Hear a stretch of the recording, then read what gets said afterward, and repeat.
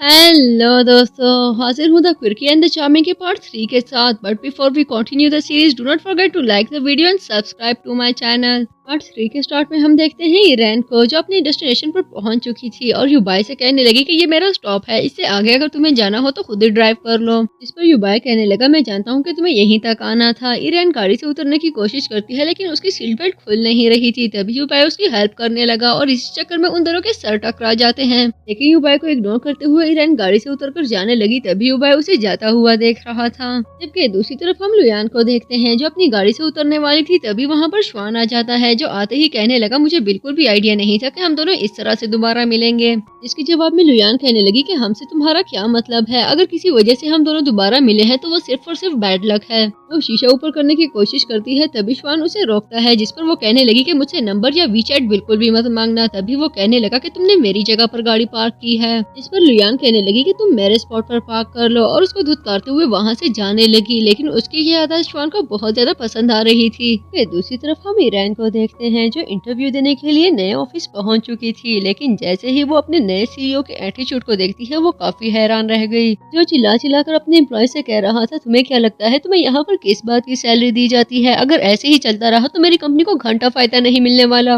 ये सारी चीजें अभी के अभी ठीक करो, वरना मुझसे बुरा कोई नहीं होगा। तभी वो इरैन के पास आकर अपना एटीट्यूड जल्दी से चेंज कर लेता है और उसे उसका रिज्यूम मांगता है। रिज्यूम को देखते ही वो कहने लगी, ठीक है, हमने आपको हायर कर लिया, कल से आप ज्वाइन कर सकती हैं। जिस पर इरैन को तो यकीन ही नहीं आ रहा था और वो पूछने लगी कि क्या आप मुझे कोई क्वेश्चन नहीं करेंगे? जिस पर वो कहता है कि आपका रिज्यूम इतना इम्प्रेसिव है कि पीछे कोई क्वेश्चन पूछने की वजह ही नहीं बचती। इरैन बताती है कि उसे बिल्कुल भी एक्सपीरियंस नहीं, लेकिन उसको तो इस बात पर भी कोई ऑब्जेक्शन नहीं थी। इरैन ठीक तरह से अपनी खुशी सेलिब्रेट करती इससे पहले ही वो कहने लगा कि आपको कुछ अमाउंट सबमिट करनी होगी, जो कि हमारी सिक्योरिटी के लिए है। आपको उसके लिए मैं अपनी अकाउंट डिटेल्स दे देता हूँ, लेकिन अगर आप चाहें तो आप कैश भी दे सकती हैं। जिस पर वो जान चुकी थी कि ये सब एक स्कैम के अलावा और कुछ भी नहीं है। तभी कहने लगी कि तुम जैसे लोगों को निपटना मैं बहुत अच्छे से जानती हूँ, और वहाँ से चली गई। फिर दूसरी तरफ हम श्वान को देखते हैं, जो एक दफा फिर लुयान के सामने आता है। तो लुयान कहने लगी कि क्या तुम्हारा तमाशा अभी खत्म नहीं हुआ? मैं तुम्हें बता दूं कि इस वक्त मैं बहुत ज्यादा बिजी हूँ, मैं यहाँ एक मीटिंग के लिए आई हूँ, इसलिए प्लीज मुझे डिस्टर्ब बिल्कुल भी मत करना। तभी लुयान को मिस्टर जूनियर की कॉल आ जाती है, जिसको वो अटेंड करती है। तो श्वान कहने लगा कि तुम बिल्कुल भी अपने कस्टमर्स को अच्छे से डील नहीं करती। लुयान समझ चुकी थी कि जिस टीवाई के प्रोजेक्ट को वो हासिल करने की कोशिश कर रही थी, वो एक्चुअली श्वान का ही था। तभी वो कहने लगी कि देखो, हमारे बीच में पहले जो कुछ भी हुआ उसको इस प्रोजेक्ट के बीच में मत लाना। इतने में वहाँ पर वेट्रेस आ जाती है, जो पूछने लगी कि आप लोग क्या ऑर्डर करना चाहेंगे। श्वान कहने लगा कि इनके लिए अच्छी सी ड्रिंक ले आओ, जबकि लुयान कहती है कि इनके लिए लेमन कॉफी ले आओ। इसके बाद लुयान श्वान को बताने लगी कि हमने अपने होटल में बहुत सारे रिनोवेशंस की हैं। सिर्फ इतना ही नहीं, बल्कि हमने अपनी फैसिलिटीज को भी अपडेट किया है। जिस पर श्वान कहने लगा कि तुम लोगों की प्राइसेस बहुत ज्यादा हाई हैं। जिस पर लुयान कहती है कि देखो, गधे और घोड़े में कोई ना कोई फर्क तो जरूर होना चाहिए। हमारा होटल एक 5 स्टार होटल है, इसीलिए इसकी प्राइसेस हाई है। लेकिन श्वान बिल्कुल भी कन्विंस नहीं हुआ था। तभी लुयान कहने लगी कि ठीक है, अगर तुम अपना प्रोजेक्ट किसी और को देना चाहो तो दे सकते हो। मैं जानती हूँ कि तुम मेरे साथ काम करना नहीं चाहोगे, लेकिन प्लीज ये कॉफी पी लो, क्योंकि अगर तुमने ये कॉफी ना पी तो ऐसा लगेगा जैसे तुम यहाँ पर सिर्फ अपना टाइम वेस्ट करने के लिए आए थे। वो जाने लगी, तभी श्वान उसे कहता है कि ड्राइविंग जरा सेफली करना। लेकिन भला वो कैसे ड्राइविंग करती, क्योंकि बाहर आते ही उसे पता चलता है कि उसकी कार को लेकर जाया जा चुका है। सीन शिफ्ट होता है तो हम श्वान को देखते हैं, जो इस वक्त होटल में मौजूद था। उसको बाहें खोलकर आते हुए देखकर रिसेप्शनिस्ट भी अपनी बाहें खोल देती है, लेकिन जल्द ही उसको रियलाइज होता है कि श्वान उसके पास नहीं आ रहा,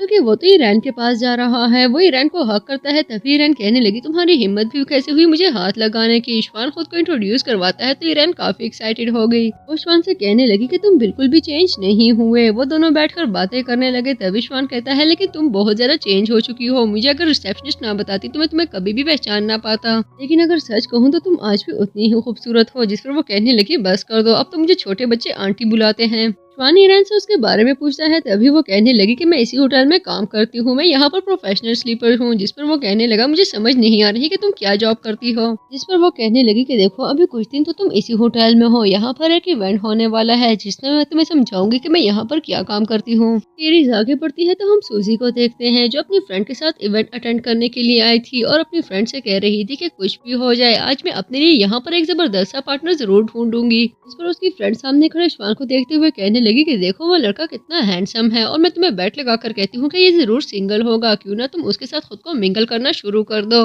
वो दोनों श्वान के पास आती है। जब भी श्वान उनसे पूछने लगा कि आप लोग यहाँ पर क्यों आए हैं, जिस पर सूजी कहती है कि एक्चुअली मुझे तुम बहुत ज्यादा चार्मिंग लग रहे हो, लेकिन श्वान को उसमें बिल्कुल भी इंटरेस्ट नहीं था और कहने लगा कि चार्मिंग तो मैं हूँ, इसलिए यहाँ पर मौजूद सभी लड़कियों को चार्मिंग ही लगूंगा। अब इसका ये मतलब तो नहीं कि मैं सबको लिफ्ट कराना शुरू कर दूं, और वहाँ से चला जाता है। इस पर सूजी की फ्रेंड उसे कहती है कि क्या ये लड़का अंधा है, उसके सामने इतनी खूबसूरत लड़कियां खड़ी हैं और उसको आइडिया ही नहीं कि वो किसको रिजेक्ट कर रहा है। लेकिन श्वान को ईरान के पास जाता देखकर वो समझ चुकी थी कि ये सब ईरान की वजह से हो रहा है। तभी वो कहने लगी कि इसे तुम्हें छोड़ूंगी नहीं। श्वान ईरान के पास आकर कहने लगा कि तुमने आने में कितनी देर कर दी, तुम्हें आइडिया भी नहीं कि कुछ लड़कियां मुझे किडनैप करने वाली थी। वो दोनों कुछ देर बातें करते हैं। इसके बाद श्वान को कॉल आ जाती है। तभी वो कहने लगा कि मैं आज रात डिनर तुम्हारे साथ करूंगा, इस वक्त मुझे एक जरूरी काम से जाना है, और वो वहाँ से चला गया। कुछ देर बाद ईरान अपने लिए केक का एक पीस लेती है। तभी वहाँ पर सूजी और उसके फ्रेंड आ जाते हैं, जो आते ही ईरान को बुली करने लगे, और इसी चक्कर में ईरान के हाथ में मौजूद केक सूजी के ऊपर गिर जाता है। इस पर वो चिल्लाते हुए कहने लगी कि देखो तुमने मेरा कितना एक्सपेंसिव ड्रेस खराब कर दिया है, क्या तुम्हें जरा भी आइडिया है कि ये कितना एक्सपेंसिव है। ईरान इस सब पर माफी मांगती है और उसे बताती है कि एक्चुअली ये मेरी नहीं बल्कि आपकी फ्रेंड की गलती है, क्योंकि उसी ने मुझे धक्का दिया था। लेकिन सूजी उसकी कोई भी बात सुनने के लिए रेडी नहीं थी।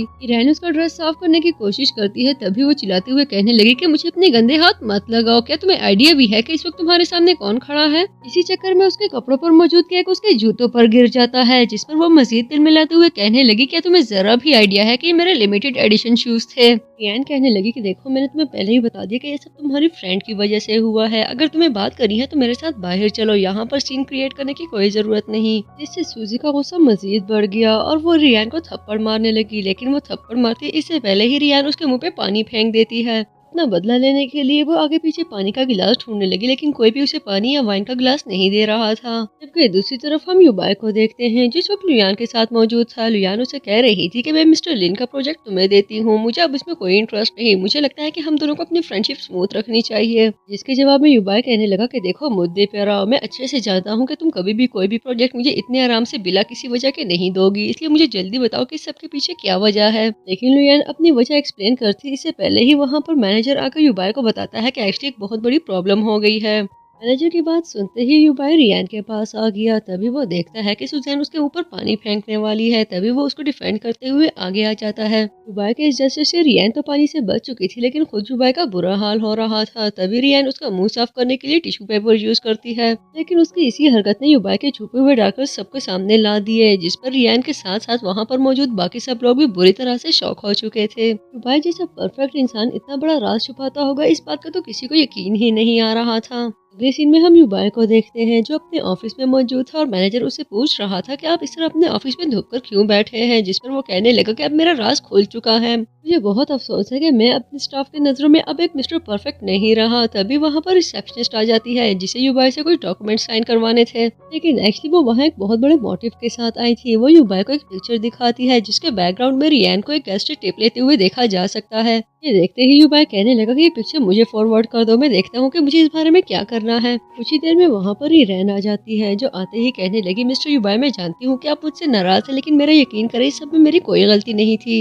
युबाई की खामोशी पर वो कहने लगी हाँ मैं ये भी जानती हूँ कि आप मुझसे बात नहीं करना चाहते, लेकिन कम से कम मेरे लिखे हुए नोट तो पढ़ ही सकते हैं। युबाई उसके नोट्स पढ़ता है, जिसमें उसने लिखा था कि ये सब मेरी गलती की वजह से नहीं हुआ, और हाँ मैं जानती हूँ कि मुझे खुद को इम्प्रूव करना चाहिए और मैं इस पे जरूर काम करूंगी। लेकिन इस सब पे युबाई को गुस्सा आने लगा। तभी वो कहता है कि ये सब तो एक इंसिडेंट था, लेकिन इससे पहले जो कुछ तुमने किया उसके बारे में तुम्हारा क्या ख्याल है, और साथ ही उसे एक पिक्चर दिखाता है। इस पर रियान एक्सप्लेन करती है कि वो गेस्ट एक हार्ट पेशेंट थे, मैंने उनको मेडिसिन लाकर दी थी और उसी बात के उनसे पैसे लिए थे। युबाई उसे कल रात के इंसिडेंट के बारे में पूछता है, तब भी वो खुद को डिफेंड करने लगी। इस पर युबाई उसे डांटते हुए कहने लगा मैं तुम्हें क्लियर कर दूं, मैं यहाँ पर तुम्हें प्रॉब्लम को फिक्स करने के लिए लाया था, ना कि इसलिए कि तुम मजीद प्रॉब्लम्स को क्रिएट करो। अगर उन लड़कियों ने तुम्हें परेशान कर भी दिया था तो तुम्हें पेशेंट रहना चाहिए था, एटलीस्ट इसी बात का ख्याल कर लेती कि वो हमारे गेस्ट हैं। जिस पर वो कहने लगी कि मैं जरूर खुद पे काम करूंगी, लेकिन युबाई कहता है कि तुम्हें बिल्कुल भी प्रिंसिपल्स नहीं है, मैं तुम्हारे साथ अपना कॉन्ट्रैक्ट टर्मिनेट करता हूँ, इसलिए प्लीज अपना लगेज उठाओ और यहाँ से चली जाओ। कम से कम रियान ने युबाई का ये रिएक्शन बिल्कुल भी एक्सपेक्ट नहीं किया था। वो वहाँ से चली गई। तभी युबाई एक दफा फिर उसके नोट्स पढ़ने लगा, जिसमें लास्ट नोट था कि मुझे माफ करने के लिए आपका शुक्रिया। युबाई को रियलाइज होता है कि रियान को पूरा यकीन था कि युबाई उसे माफ कर देगा, और इसी बात ने युबाई को बहुत ज्यादा हर्ट कर दिया।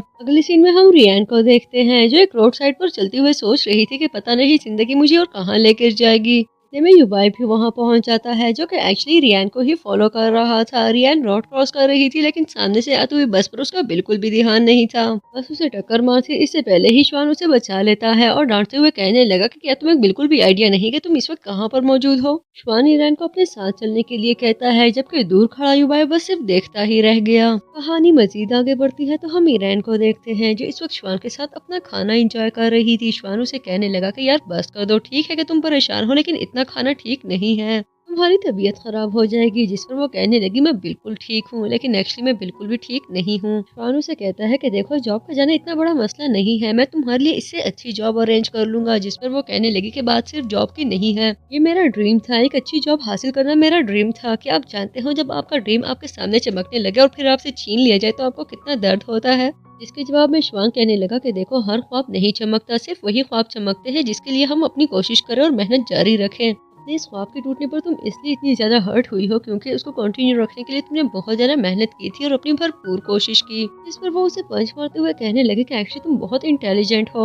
सीन शिफ्ट होता है तो हम ईरान को देखते हैं, जो इस वक्त खुद को ग्रैंड माँ के साथ एक ही बेड पर एडजस्ट करने की कोशिश कर रही थी और इसी कोशिश में वो नीचे गिर जाती है। तभी वहाँ पर सिस्टर आ गई, जो ग्रैंड माँ के लिए ब्रेकफास्ट लाई थी और ईरान को देखते हुए कहने लगी आप जानती है ना कि आपको यहाँ पर पूरी रात स्टे करने की परमिशन नहीं है। जिस पर वो कहने लगी कि मैंने यहाँ पर स्टे नहीं किया, इनफैक्ट मैं तो अभी अभी आई हूँ। जबकि साइड टेबल पर मौजूद रैपर्स को देखते हुए नर्स अच्छे से जान चुकी थी कि उसने यहीं पर सारी रात गुजारी है। इतने में ग्रैंडमा की आंख खुल गई, जो ईरान को देखते हुए कहने लगी कि तुम कितनी तेज खराटे लेती हो, तुम्हारे खराटों की शोर की वजह से मैं सारी रात सो नहीं पाई। ईरान को समझ नहीं आ रही थी कि वो सिस्टर के सामने अपनी ग्रैंडमा को कैसे चुप करवाए। अगले सीन में युबाई को दिखाया जाता है, जिससे मिलने के लिए श्वान अपने मैनेजर के साथ उसके होटल आया था। युबाई आते ही कहने लगा माफ कर देना, मुझे आने में थोड़ी देर हो गई। श्वान कहने लगा हम अपनी कंपनी के स्टाफ को बढ़ाने के बारे में सोच रहे हैं और ऑब्वियसली उनके स्टे करने के लिए हमें होटल की जरूरत पड़ेगी, तो हमने सोचा क्यों ना आपके होटल को कंसीडर किया जाए। युबाई उसे बताता है कि आपके स्टाफ के लिए हमारा होटल एक परफेक्ट चॉइस है। तभी श्वान कहने लगा वैसे रिसेंटली आपके होटल पर एक बहुत ही नेगेटिव रिव्यू आया था, जिस पर युबाई कहने लगा कि अप्स एंड डाउन सभी बिजनेस के पार्ट होते हैं,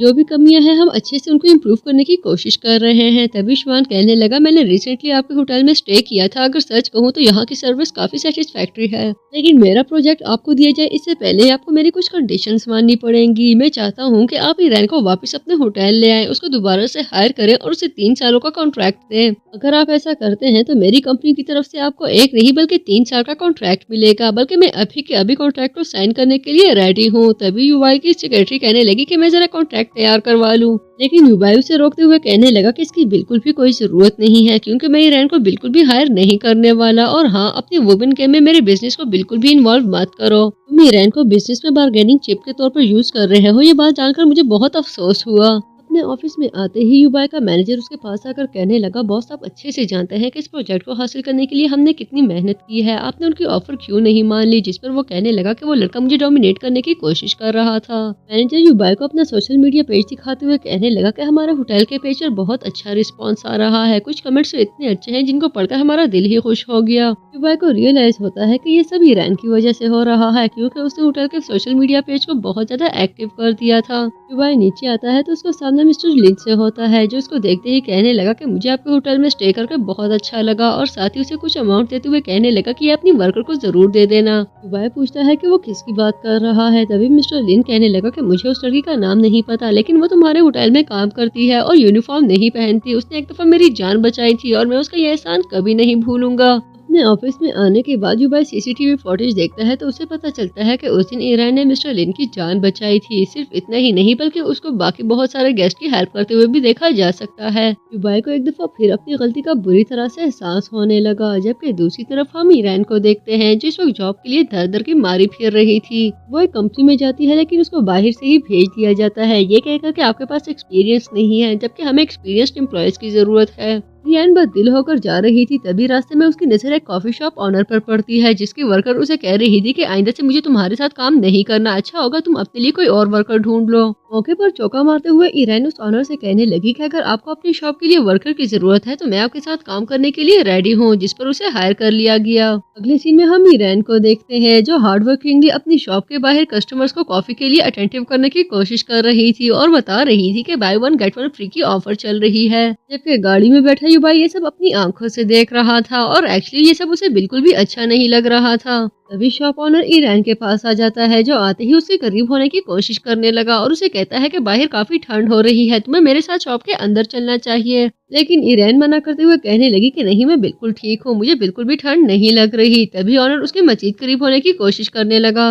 ऑनर के एटीट्यूड से उसे खतरे की बो आती है। तभी वो कहने लगी, मैं रोड की दूसरी साइड पर जाकर ट्राई करती हूँ, हो सकता है मैं कुछ कस्टमर्स को अट्रैक्ट कर पाऊँ। तभी उसके पास कुछ आंटियां आती हैं, जो आते ही कहने लगी, बेटा तुम्हें ठंड लग रही होगी, हमें बहुत ज्यादा फख्र महसूस हो रहा है कि किस तरह तुम मेहनत करके अपने लिए पैसे कमा रही हो। वो आंटियां न सिर्फ उससे कॉफी खरीदती हैं, बल्कि उसे एक मफलर देते हुए कहने लगी कि तुम्हें इसे ओढ़ना चाहिए, यकीनन तुम्हें ठंड लग रही होगी। उनके जाते ही दोबारा से कुछ और लोग आकर ईरान से कॉफी खरीदने लगे और यूं कुछ ही देर में उसे काफी सारी कॉफीज बिक गई। लेकिन दरअसल इन सभी लोगों को युबाई ने ईरान के पास भेजा था। उसको इस तरह से खड़ा होकर लोगों का इंतजार करना युबाई को बिल्कुल भी अच्छा नहीं लगा था। तभी वो लोग आकर युबाई से कहने लगे कि हमने तुम्हारा काम कर दिया है, अब हमें हमारे पैसे दो। लेकिन ईरान की तेज नजरों से युबाई की ये चोरी छुपी नहीं जा सकती थी। तभी वो आते हुए कहने लगी कि तुम यहाँ पर क्या कर रहे हो, यकीनन तुम यहाँ पर मेरा तमाशा देखने के लिए आए हुए होगे। तो युबाई को उसका मफलर वापस करते हुए कहने लगी, मैं तुम्हें आज लास्ट टाइम कह रही हूँ कि मुझसे दूर रहो, आइंदा मुझे अपनी शक्ल भी मत दिखाना। सीन शिफ्ट होता है तो हम युबाई को देखते हैं, जो इस वक्त ईरान की कॉफी शॉप पहुंच चुका था। उसको देखते ही ईरान का खराब मूड मजीद खराब हो गया। वो आते हुए उसे कहने लगी कि तुम क्या ऑर्डर करना चाहोगे। ईरान उसका ऑर्डर लेने के लिए काउंटर तक जाती है। तभी ऑनर उसके साथ बदतमीजी करने लगा। इनफैक्ट उसकी हरासमेंट बढ़ती ही जा रही थी और ये सब बर्दाश्त करना युबाई के लिए बहुत ज्यादा मुश्किल हो रहा था। युबाई काउंटर पर आते हुए ऑनर को एक जोरदार मुक्का मारते हुए कहने लगा, तुम्हारी हिम्मत भी कैसे हुई इस तरह एक लड़की को हरास करने की। जिस पर ऑनर कहता है कि तुम्हें क्या मसला है। लेकिन युबाई का गुस्सा तो आसमानों को छू रहा था। तभी वो कहने लगा कि मैं तुम्हारे दांत तोड़कर नीचे गिरा दूंगा। जिस पर ईरान उसे रोकते हुए कहने लगी कि तुम्हें मेरे अफेयर्स में खुद को इन्वॉल्व नहीं करना चाहिए। शॉप ऑनर कहता है, क्या तुमने सुना, वो तुम्हें कह रही है कि उसके अफेयर्स में खुद को इन्वॉल्व मत करो, तो फिर तुम्हें पीछे ही रहना चाहिए और तुम्हें क्या लेना देना मैं उसके साथ जो भी करूँ। इसके जवाब में युबाई कहने लगा, मुझे लगता है कि तुम शायद हॉस्पिटलाइज्ड होना चाह रहे हो, तभी तो इतनी बेशर्मी दिखा रहे हो। मैं तुमसे पूछता हूँ कि आखिर तुमने इस लड़की पर ऐसा क्या एहसान कर दिया है जो तुम्हारे सामने उफ तक नहीं करती। जरा सहमा सा ऑनर कहने लगा कि मैंने इसे 1 महीने की सैलरी एडवांस दी थी। तभी युबाई उसकी रकम उसके सामने रखते हुए कहने लगा कि आज से ईरान तुम्हारी शॉप में नहीं आएगी और किसी और को हरास करने के बारे में भी सोचना मत। युबाई ईरान को लेकर बाहर आता है। तभी ईरान कहने लगी, क्या जरूरत थी इतना तमाशा खड़ा करने की, और तुम्हारी वजह से एक दफा फिर मेरी जॉब छूट गई है। तभी युबाई उसे कहता है कि देखो, आज मैं तुम्हें ऑफिशियली इनवाइट कर रहा हूँ, वापस मेरे होटल को ज्वाइन कर लो। लेकिन ईरान भी अपने नाम की एक थी। तभी कहने लगी कि तुम्हें तुम्हारे प्रिंसिपल्स मुबारक हो, मैं अपने प्राइड के साथ जीना चाहती हूँ, तुम्हारे होटल वापस आने का तो सवाल भी पैदा नहीं होता। और हाँ, मैं तुम्हें बता दूं कि आइंदा कभी भी खुद को मेरे मैटर्स में इन्वॉल्व करने की गलती बिल्कुल भी मत करना, वरना मुझसे बुरा कोई नहीं होगा। और यूं वो दोनों एक दफा फिर बिछड़ जाते हैं। इतना सब सुनने के बाद युबाई वहाँ से जाने लगा। तभी ईरान सोचने लगी कि देखो, ये तो चला ही गया, कम से कम बंदा एक दफा फिर मना लेता है, लेकिन ये तो सिंसियर ही नहीं है। कुछ देर बाद अपने टूटे हुए दिल के साथ ईरान बस में अपने घर की तरफ चल पड़ी। तभी कुछ अनयूजुअल सा फील होता है। उसे युबाई की आवाज आने लगी, जो चिल्ला चिल्ला कर कह रहा था कि मैं जानता हूँ मेरी गलती है, लेकिन प्लीज मुझे माफ कर दो। उसके हाथ में ईरान की तरह नोट्स मौजूद थे, जिस पर उसने लिखा था कि मैं अपने ऊपर मेहनत करूंगा, खुद को चेंज करने की कोशिश करूंगा, लेकिन प्लीज तुम मुझे माफ कर दो। पीछे बैठी लड़की कहने लगी, क्या ये हैंडसम इंसान तुमसे माफी मांग रहा है, प्लीज इसे माफ कर दो, देखो वो कितने दिल से तुमसे माफी मांग रहा है। ईरान को उसकी इस हरकत पर बहुत ज्यादा हंसी आ रही थी। इनफैक्ट उसे ये जेस्चर बहुत अच्छा लग रहा था। तभी युबाई उसे एक दफा फिर अपना नोट दिखाता है, जिस पर उसने लिखा था कि मुझे माफ कर दो, मैं शर्मिंदा हूँ। कुछ ही देर में ईरान अगले स्टॉप पर उतर चुकी थी। तभी युबाई उसके पास आते हुए कहने लगा कि मुझे माफ करने का शुक्रिया। तभी वो पूछती है कि तुम मुझे काम करने के कितने पैसे दोगे, और खुद भी हंसने लगी क्योंकि युबाई की इस हरकत पर उसे खुलकर प्यार आ रहा था। सीरीज आगे बढ़ती है तो हम श्वान को देखते हैं, जो इस वक्त अपने मैनेजर के साथ मौजूद था और उसे कह रहा था कि रिजॉर्ट होटल की फाइनेंशियल्स मुझे कुछ ठीक नहीं लग रही, इसलिए मुझे लगता है कि ये प्रोजेक्ट हमें लुयान के होटल को देना चाहिए। उसके जाने के बाद वहाँ पर लुयान आ जाती है, जो आते ही कहने लगी कि मुझे लगता है अब तुम्हें इस कॉन्ट्रैक्ट को साइन कर लेना चाहिए। कॉन्ट्रैक्ट देखने के बाद श्वान कहने लगा कि तुम काफी एफिशिएंट हो और इस बात को मैं अप्रिशिएट करता हूँ। तभी वो कहने लगी कि तुम मेरे साथ रहोगे तो अप्रिशिएट करने के लिए तुम्हें और भी बहुत सारी चीजें मिलेंगी। श्वान लुयान से पूछता है कि मैंने तुम्हें लुयान को हायर करने के लिए कहा था, उसका क्या बना। जिस पर लुयान कहने लगी कि एक दफा हमारा कॉन्ट्रैक्ट डन हो जाने दो, उसके बाद मैं उसे भी हायर कर लूंगी। बाहर आते ही श्वान ईरान को कॉल करके उसे कहने लगा कि क्या तुम आज रात फ्री हो, क्या तुम मेरे साथ डिनर कर सकती हो, एक्चुअली मेरे पास तुम्हारे लिए एक बहुत अच्छी गुड न्यूज है। जिस पर वो कहने लगी, मेरे पास भी तुम्हारे लिए एक बहुत जबरदस्त गुड न्यूज है। पार्ट 3 के लास्ट सीन में हम रिजॉर्ट होटल को देखते हैं, जहाँ का पूरा स्टाफ हक्का बक्का खड़ा था क्योंकि वहाँ पर एक ओल्ड अंकल बहुत बड़ा सीन क्रिएट कर रहे थे। वो चिल्ला चिल्ला कर कह रहे थे, देखो जरा, इतना बड़ा होटल है, इतना ज्यादा स्टाफ है, लेकिन इनके पास सर्व करने के लिए सिर्फ हॉट पॉट भी नहीं। जिस पर मैनेजर बताता है कि देखिए, ये कोई हॉट पॉट रेस्टोरेंट नहीं है, एक 5 स्टार होटल है और वैसे भी हॉटपॉट हमारे सर्विसेज में नहीं शामिल। तभी वो अंकल कहने लगा कि सच्ची बात है, ऊंची दुकान तीखी पकवान। जिस पर मैनेजर कहने लगा, देखें अंकल, अगर आपने ये सारा तमाशा बंद ना किया तो मैं सिक्योरिटी को बुलाने पर मजबूर हो जाऊंगा। जिस पर अंकल कहने लगे कि तुम्हारी सिक्योरिटी मेरा कुछ भी नहीं बिगाड़ सकती। अगर आप लोग अपने कस्टमर्स की बेसिक नीड्स को ही पूरी नहीं कर पाते तो फिर इतना बड़ा होटल खोलने की क्या जरूरत थी, और फिर क्या फायदा हुआ इतने सारे स्टाफ को रखने का। मैनेजर एक्सप्लेन करता है कि देखिए, हॉटपॉट हमारे मेन्यू का हिस्सा नहीं है, इसलिए हम वो सर्व नहीं कर सकते। अगर आपको कोई और चीज चाहिए हो तो मुझे बता दे, मैं आपकी खिदमत में पेश कर दूंगा। हर गुजरते लम्हे के साथ अंकल हाइपर होते जा रहे थे। तभी होटल स्टाफ उन्हें रोकने की कोशिश करता है तो वो चिल्ला चिल्ला कर कहने लगे कि तुम सब मेरे खिलाफ गैंग अप हो रहे हो। क्या तुम लोगों को एक बीमार और एजिड इंसान पर तरस भी नहीं आ रहा? मुझे समझ नहीं आ रही कि तुम लोगों को पैसे किस बात के दिए जाते हैं। इतने में वहाँ पर ही रैन की एंट्री होती है, जो आते ही अपने हाथ में मौजूद एप्पल दमदार तरीके से अंकल के सर पर मारते हुए कहने लगी कि तुम जैसे स्कैम्स को कंट्रोल करना मैं बहुत अच्छे से जानती हूँ।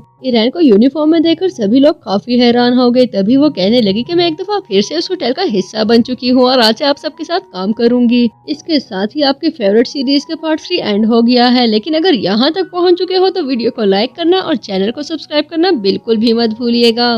मजीद ऐसी रोमांटिक और जबरदस्त चाइनीज सीरीज के लिए स्टे ट्यून।